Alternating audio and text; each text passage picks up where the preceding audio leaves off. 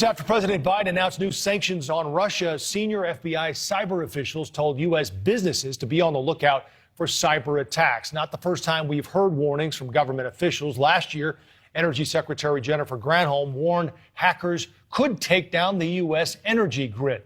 In 2016, we saw a cyber hack in the Democratic Party and a 2020 breach that included the Department of Homeland Security, Commerce, and Agriculture departments. Last year alone, Russian hackers shut down the Colonial Pipeline. Remember that? One of the largest used for transporting oil in the U.S. They also shut down meat supplier JBS. They ended up paying $11 million in ransom to the hackers. The Massachusetts Steamship Authority, a ferry service, was hit with an attack as well.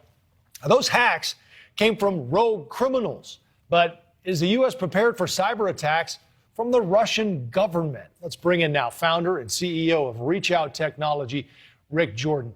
Rick, let's start with what you make of what's happening of these reports that the communications are out in the eastern sections, and there were new cyber attacks today on Ukrainian government websites.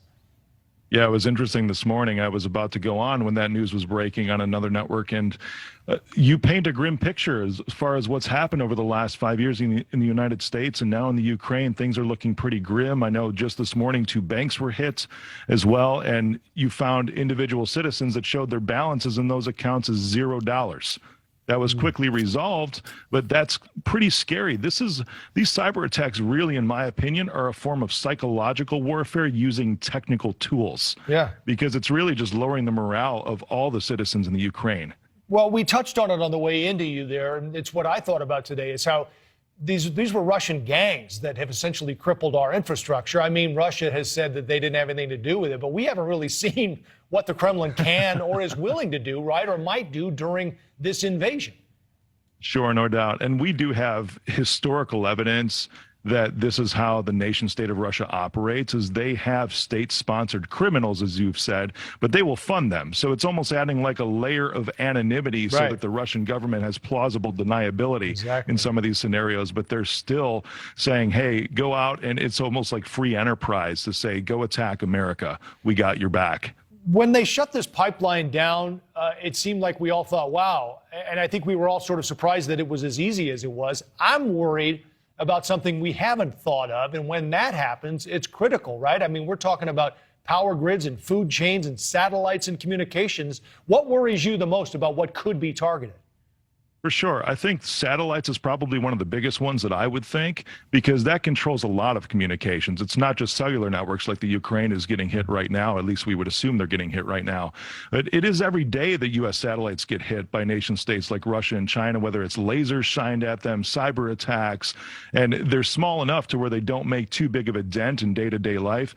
But imagine all of a sudden not being able to transfer funds or being able to make a payment or not being able to make a call just because a main satellite goes out, or worst case scenario, right, not being able to access your Facebook feed. Right. The troubling thing about this too, Rick, is that it appears by all experts we've had on, there's very little we can do. I mean, we can try to prepare, but in the end, there really aren't any guarantees of protection here. There's nothing. And I know you talked about, the power grid getting hit a couple years ago, but that was also the same in the Ukraine. In 2016, the power grid was attacked by Russia, and it took out a portion of the grid in the entire country. That was part of the whole invasion of the peninsula that took place at that time, too. So we haven't, I guess, seen a lot of the capabilities of some of these nation states right now. But I've got to tell you that the collusion between Russia and China and the latest agreements that they have for natural energy and everything kind of worries me. And I feel that China would probably diplomatically back this invasion of Russia into the Ukraine, whether it's by tanks and guns or whether it's by cyber warfare. I think we'll see them back them as well. All right. Founder and CEO of Reach Out Technology, Rick Jordan, it's great to have you. Thank you. Thank you. A reporter